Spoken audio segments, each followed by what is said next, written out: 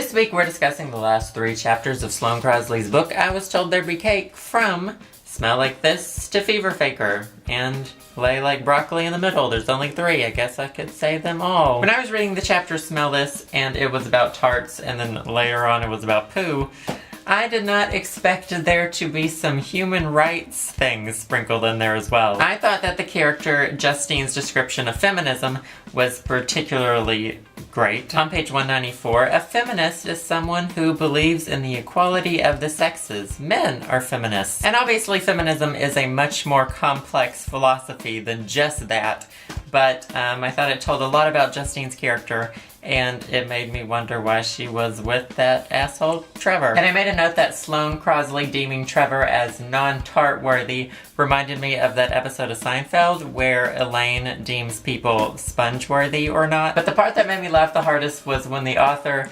referred to herself as Carmen Turdiego.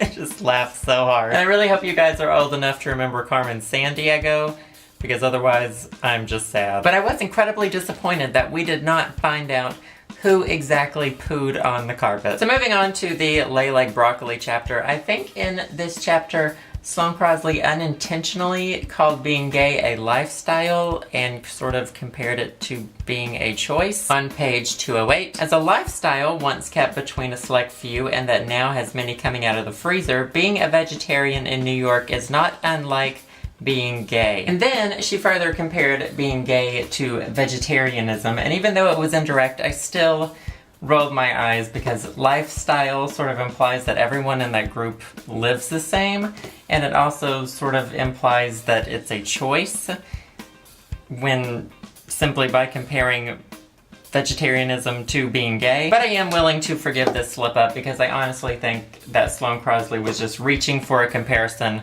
and she grabbed a crappy one. But I made a note that the rest of that chapter was just completely packed with truths. As a longtime vegetarian myself who has dabbled in veganism and pescatarianism, the amount of people who judge you and pry into what exactly you're eating and who want to know every single thing that you eat is just mind-boggling. And the final chapter about having hemochromatosis, I had to write that down. I thought that was interesting, and I kind of feel bad saying this, but I almost wished Sloane Crosley had it. And I think that's because one thing that made our last author, Jenny Lawson, feel so relatable and seem so human was that she had all of these health issues and things going on, and she discussed them with us. And so I wasn't necessarily wishing this on Sloane Crosley, but I kind of wanted her to discuss something on that sort of depth with us as well. Although there were plenty of other deep, meaningful and personal stories in this book. But I made a note that I think I am realizing that Sloane Crosley's relatableness is in her being